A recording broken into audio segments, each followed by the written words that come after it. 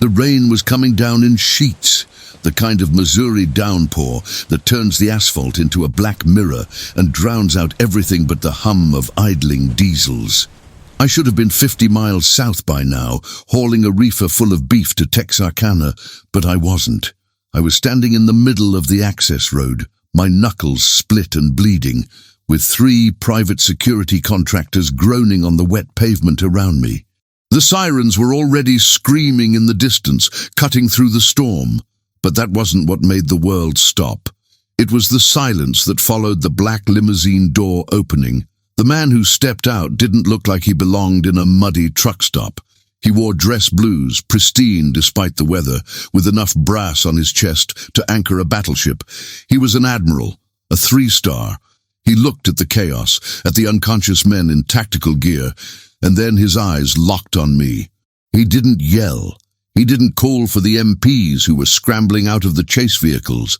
He just froze. His eyes dropped to the exposed skin on my forearm where my shirt had been torn in the fight, seeing the faded ink that most people mistake for a smudge. The color drained right out of his face, and for a second I thought the old man was going to salute me right there in the grease and the rain. Before we continue, please tell us where in the world are you tuning in from. Drop your city and mile marker. We love seeing how far our stories travel. The trouble didn't start with a bang. It rarely does. It started with a cup of coffee that tasted like burnt rubber and a schedule that was already tighter than a fresh ratchet strap. I had pulled into the big cedar travel plaza off I-44 just as the sky turned that bruised purple color that means a heavy storm is brewing. My rig, a Peterbilt 389 that I've practically lived in for the last decade, needed fuel, and I needed to stretch my legs before the long haul down to the state line. The lot was packed. It usually is on a holiday weekend, but this was different. There were flags everywhere, on the antennas of pickups, zip-tied to the grills of semis, flapping wet and heavy from the poles near the entrance. Memorial Day weekend. The traffic was a nightmare of civilians towing campers and RVs, none of them knowing how to merge, all of them in a hurry to get to the lake or the barbecue. I fueled up, listening to the rhythmic thrum, thrum, thrum of the reefer unit behind the cab, checking the temperature gauge, 34 degrees inside the box. Perfect. I topped off the tanks, wiped the diesel off my gloves, and headed inside. The air in the plaza was thick with the smell of frying grease and damp coats. I kept my head down, ball cap pulled low. I'm a big guy, 6'4" and built like a wall of sandbags, and I've learned that moving quietly is the best way to avoid conversations I don't want to have. I just wanted my coffee, maybe a meatloaf sandwich if they had any left, and to get back on the road. That's when I saw him. He was sitting in one of those vinyl booths near the window, staring out at the rain. He was old, maybe early 80s, wearing a VFW hat that had lost its shape years ago, and a dress uniform jacket that was 2 sizes too big for his shrunken frame. He had a cane leaning against the table, and he was trembling. Not from the cold. It was warm enough in there, but from something else. Confusion, maybe, or fear. I stood in line for the register watching him. He was counting coins on the table, sliding quarters and dimes into little stacks, then knocking them over and starting again. His hands were shaking so bad he kept dropping them.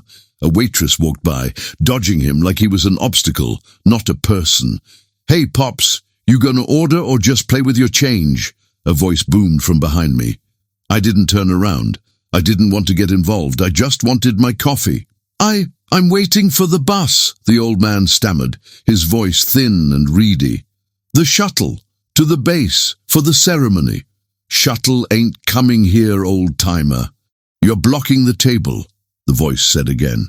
I paid for my coffee, grabbed the paper cup and turned.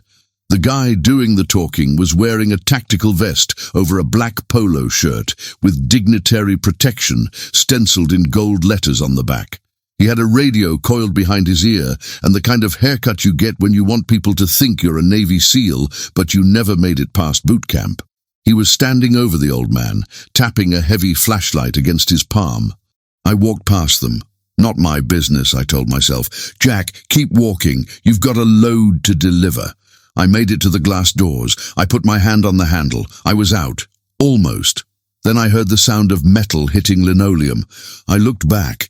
The security guard had swiped the old man's cane off the table. It clattered across the floor, sliding under the counter. I said, "Move." The guard sneered. "We need this section clear. VIPs incoming in 10 minutes. The old man tried to stand up, gripping the edge of the table, his knuckles white. I can't walk so good without it. Please, son." "Don't call me son," the guard snapped. He reached out and grabbed the old man by the shoulder of his jacket.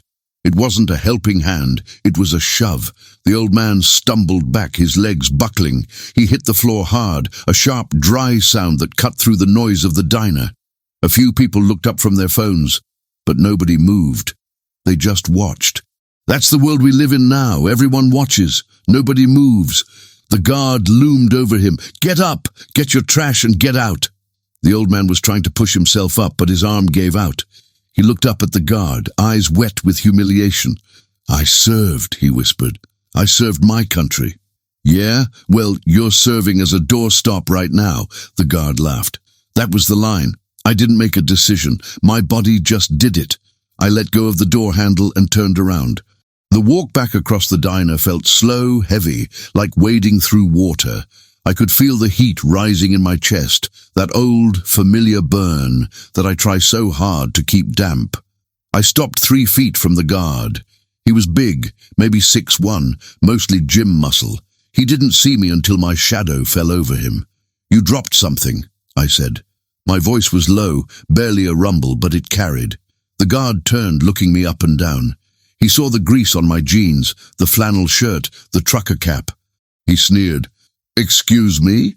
"The cane," I said, pointing to where it had slid under the counter. "Pick it up." The diner went quiet. Even the fry cook stopped scraping the grill. The guard laughed, a short, sharp bark. "Walk away, driver. You don't want this smoke. We're federal contractors." "I don't care if you're the Pope's personal detail," I said, stepping into his space. I smelled his cologne, too much musk, and the stale scent of chewing tobacco. "You put him on the ground. You help him up. And you hand him his cane." He squared up, puffing his chest out. "Back off, fat boy." He made the mistake of putting his hand on my chest to push me back. Big mistake. I didn't strike him. I just trapped his hand against my sternum with my left hand, and with my right I grabbed his wrist. I twisted, stepping in, using his own momentum. It's a simple joint lock, basic leverage. He yelped as his arm bent at an angle arms aren't supposed to bend. I forced him down, dropping my weight until he was on one knee next to the old man. "Apologize," I said. "Let go. I'll have you arrested. Assault on a federal officer," he screamed. "You're a rent-a-cop with a bad attitude." I tightened the grip. "Apologize." Okay. Sorry, I'm sorry." I shoved him away. He scrambled back, clutching his wrist, his face beet red. I reached down and offered a hand to the old man. His grip was frail, his skin like parchment paper, but his eyes were clear. "Thank you," he whispered. "Name's Miller, Sergeant Miller." "Jack," I said, "let's get you a seat, Sarge." I helped him to a booth further back, retrieved his cane, and set it next to him. "You stay here. I'll get you a coffee." But it wasn't over. I knew it wasn't over. The guard had retreated to the front entrance, talking furiously into his radio. He was pointing at me, his face twisted in hate. I walked back to the counter, keeping one eye on the door. "Coffee, black. And a slice of pie for the sergeant." The waitress looked terrified. "Honey, you need to go. That's Vanguard security. They're handling the Admiral's convoy. They don't play." "Neither do I," I said. I took the coffee and pie to Miller. He was shaking again. "I caused trouble," he said. "I didn't mean to. I just wanted to see the boys. My unit. We have a reunion every 5 years. This is the last one. Most of them are gone." "You didn't cause anything, Sarge," I said gently. "Drink your coffee." Outside, blue and red strobe lights flashed against the wet glass. Not police. Private security SUVs, blacked-out Suburbans. 3 of them pulled up to the curb, blocking the exit. The doors opened, and men poured out. Not mall cops. These guys were geared up, Batons out, hands resting on sidearms. The guy I'd embarrassed, let's call him Musk, was leading them. He pointed through the window at me. I sighed. I took a sip of my own coffee. It was still terrible.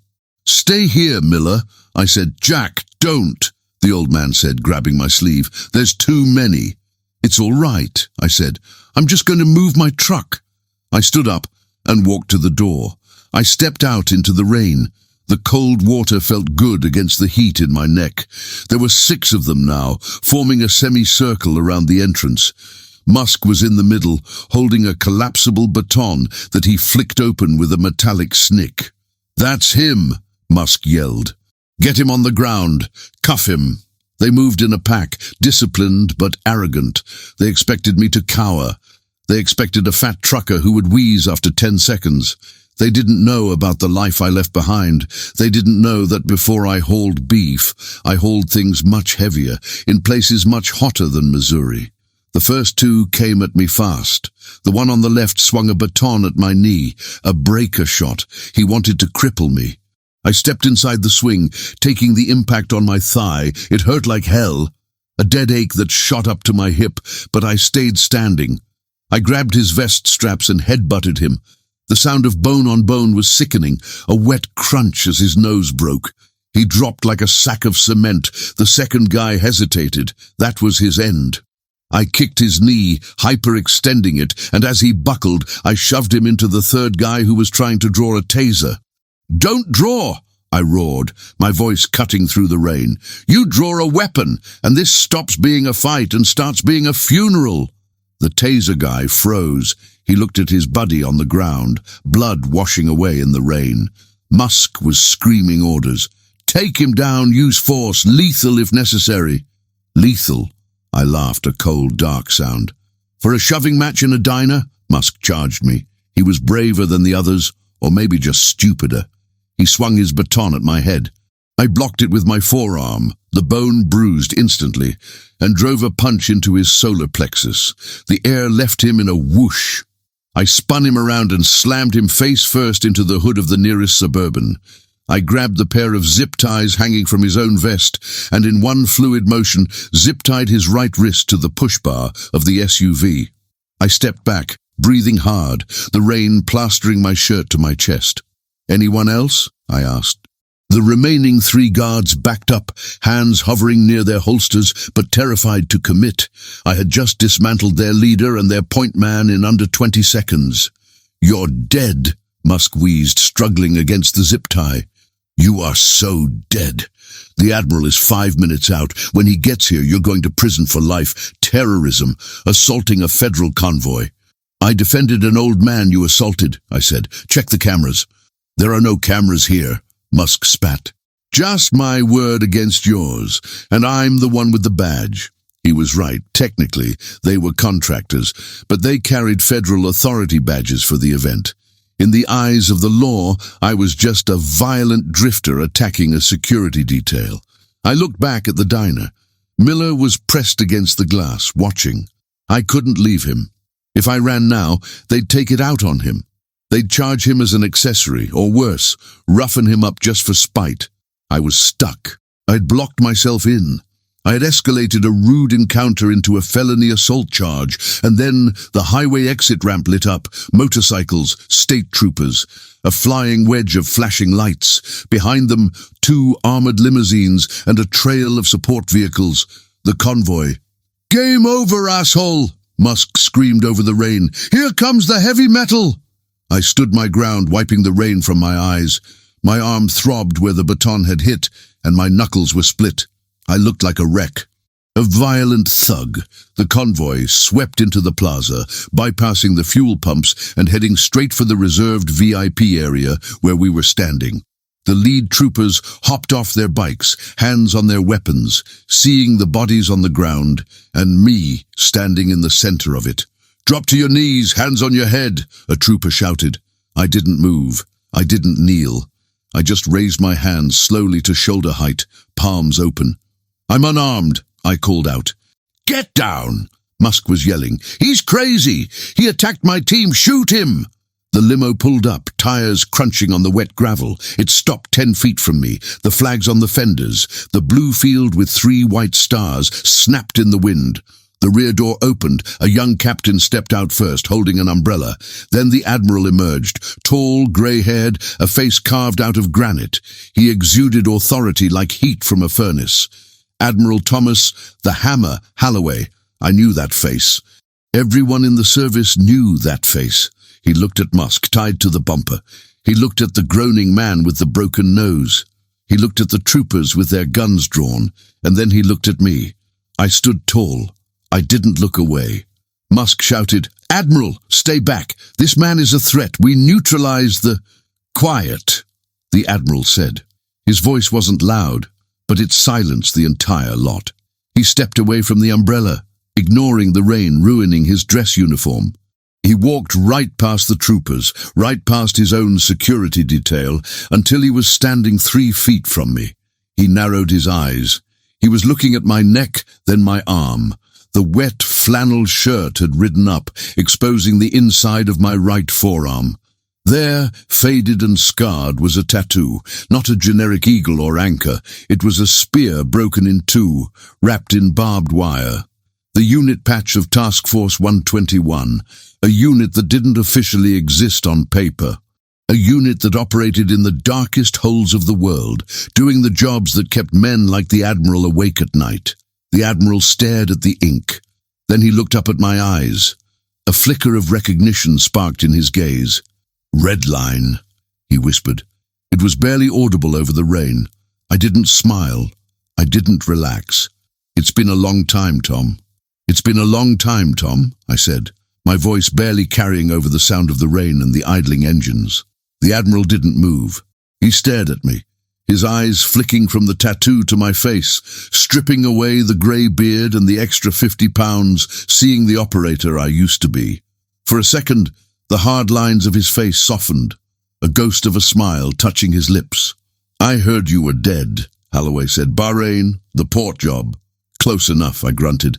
"I'm just Jack now. I haul beef." "Bullshit," Holloway whispered. "Admiral!" Musk screamed, straining against the zip tie, his face purple with rage. He was kicking at the grill of the Suburban, looking like a rabid dog. "Get away from him. That man is a highly dangerous assailant. He ambushed my team. He's likely armed." The spell broke. The Admiral's eyes snapped back to the present, cold and sharp as a bayonet. He looked at Musk, then at his own state trooper detail, who were still holding their weapons on me, unsure of who was the threat. "Stand down," Holloway ordered the troopers. "Holster your weapons." "Sir," the lead trooper hesitated, glancing at the bodies on the ground. "He took out 3 armed contractors." "I know," Holloway said, his voice flat. "If he wanted them dead, they would be. Holster." The troopers lowered their guns, but Musk wasn't done. He was humiliated, tied to his own truck in front of the client he was paid to protect. His ego was writing checks his skills couldn't cash, and he was about to bounce the biggest one of his life. "Cut me loose," Musk barked at one of his remaining conscious subordinates, a stocky guy with a buzz cut who was hovering near the back of the SUV. "And call the tactical team. I want this area locked down. I am arresting this man under the Patriot Act. Assault on a federal detail." The stocky guard pulled a knife and sliced Musk's zip tie. I saw the shift in Musk's shoulders before he moved. It's a tell. Tension rising in the traps, the chin tucking down. He wasn't reaching for his radio. He was reaching for his hip. "Gun!" I yelled. I didn't wait for the troopers. They react to threats. I anticipate them. That's the difference between law enforcement and what I used to be. I closed the distance in 2 strides. Musk had his pistol halfway out of the retention holster when I hit him. I didn't punch him this time. I used my momentum to drive my shoulder into his chest, pinning him against the Suburban's grill guard. The metal groaned under the impact. He tried to bring the gun up, screaming something incoherent. I jammed my left thumb into the pressure point behind his ear, the mastoid process, and dug in. His eyes rolled back, his grip weakening instantly. With my right hand, I stripped the weapon from his hand, ejected the magazine, and racked the slide to clear the chambered round. The bullets spun through the air and landed in a puddle with a wet plink. I tossed the empty gun onto the hood of the limo. "That," I said, leaning close to his ear as I twisted his arm behind his back again, "was a career-ending mistake." The other two contractors raised their weapons. "Drop him, let him go." "Don't do it," I said, using Musk as a human shield. "Look at your boss. Look at me. Do the math. Drop the weapons!" The troopers had woken up now. 4 shotguns racked simultaneously, a sound that translates to stop in every language on Earth. They swarmed the remaining contractors, disarming them and forcing them to the wet pavement. It was over. The adrenaline dump hit me then, a cold wash that made my hands tremble slightly. I let Musk go. He slumped to the ground, gasping for air, clutching his neck. I stepped back, hands raised again, showing empty palms to the Admiral. Holloway looked at the chaotic scene, the moaning contractors, the disarmed leader, the rain washing the blood into the drains. He shook his head slowly. "You always did make an entrance, Red Line," he said. "I just wanted a cup of coffee, Tom," I said, wiping rain from my face. "Your boys started throwing their weight around. They put a veteran on the floor inside, kicked his cane away." Holloway stiffened. "A veteran?" I pointed to the diner window. Sergeant Miller was still there, pressed against the glass, looking terrified. "Sergeant Miller," I said. "He's waiting for the shuttle to the base. Wanted to see his unit's memorial." The Admiral's expression darkened. He turned to Musk, who was being hauled up by 2 troopers. Holloway didn't yell.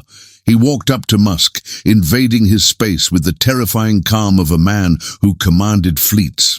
"You assaulted a veteran?" Holloway asked softly. He was a threat," Musk stammered, the fight gone out of him. "He was blocking the VIP path. We have protocols." "Your protocol," Holloway cut him off, "is to ensure my safety, not to terrorize the men who built the freedom you're getting paid to abuse." He turned to the lead trooper. "Captain, I want this man and his team removed. I'm revoking their contract effective immediately. If they have a problem with that, they can take it up with the Department of Defense legal team. Get them out of my sight." "Yes, sir," the trooper said, looking all too happy to drag Musk away.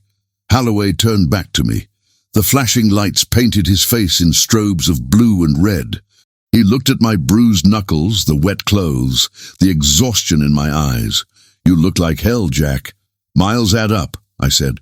"You look good. 3 stars suits you." "It's a desk job." He dismissed it. "I miss the field." He paused. "We need to talk. Debrief. I can get you a ride to the base. Dry clothes. A hot meal." I shook my head. "Can't. I've got 30,000 pounds of beef in the reefer. If I miss my appointment in Texarkana, I get docked. You know the rules." "The rules don't apply to men like you," Holloway said. "They do now," I said. "That's the point. I'm just a trucker, Tom. I pay my taxes, I drive the limit, and I mind my business."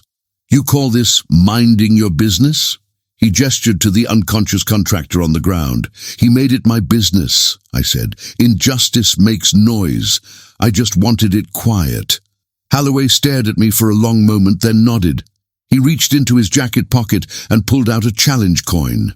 He pressed it into my hand. It was heavy, gold and black. "If you ever need a way back in," he said. "I'm not looking for a way back in," I said, pocketing the coin. "I'm looking for a way out." "Jack," he said, stopping me as I turned to go. "What about the old man?" I looked at the diner. "He needs a ride to the ceremony. Your shuttle isn't coming here." Holloway smiled. "No, it isn't." He turned to his aide, the young captain holding the umbrella. "Captain, have the detail clear a seat in the lead limo. We have another VIP." "Sir?" The captain blinked. "Sergeant Miller," Holloway said. "He rides with me." I watched them go inside. I watched the Admiral of the fleet walk into a greasy truck-stop diner, ignore the stunned silence of the patrons, and offer his hand to a trembling old man in a faded VFW hat. I watched Miller stand up, tears streaming down his face, as the Admiral handed him his cane, with the respect usually reserved for heads of state. I didn't wait for them to come back out. The show was over. The good guys won. The bad guys were in cuffs, and I was behind schedule. I walked back to my rig. The Peterbilt was humming faithfully, the vibration vibrating up through the soles of my boots. I climbed into the cab, the smell of diesel and stale coffee welcoming me home. I fired up the wipers, clearing the rain from the windshield. My hands were still shaking a little, not from fear, from the memory. The violence is like a drug. You think you've kicked it, but one taste and the muscle memory takes over. It felt good to put Musk down, too good. That's why I have to keep moving. If I stay in one place too long, the red line starts to bleed through the jack. I released the parking brake, the air hissing like a sigh. I put the truck in gear and rolled slowly toward the exit, steering wide around the police cruisers and the black SUVs.